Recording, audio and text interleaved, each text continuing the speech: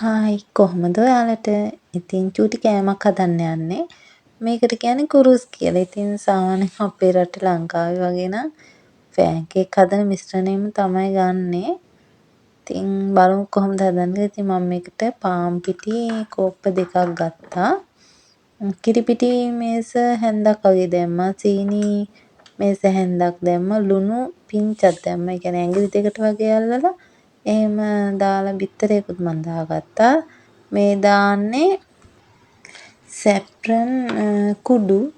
සැෆ්‍රන් මල් රේණු වල කුඩු තමයි දාලා වතුර දාලා ඔක මිශ්‍රණයක් හදා ගන්න ඕන.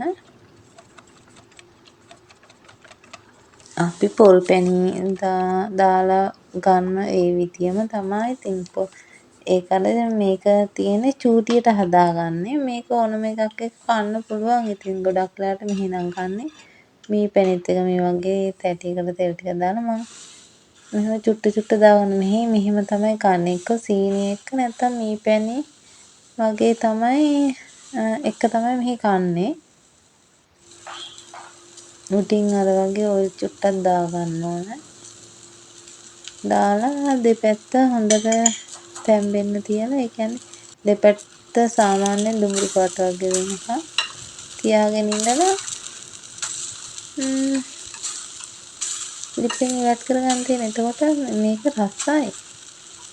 හොලක් නැහැ. ඉතින් අර සීනි නොදා හදනවා නම් අපිට මොන හරි සැරදේකුත් එක්ක කන්න පුළුවන්. මේකට සීනි දැම්මොත් පැන් රසත් වෙන හින්දා කන්න අමාරුයි. නැත්නම් සීනි නොදා හදාගත්තා නම් මොන හරි එක කන්න පුළුවන්. ඉතින් මේ තියෙන්නේ මම හදාගත්ත ටික.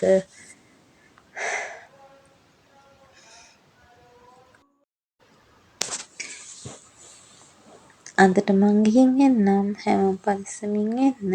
බයි.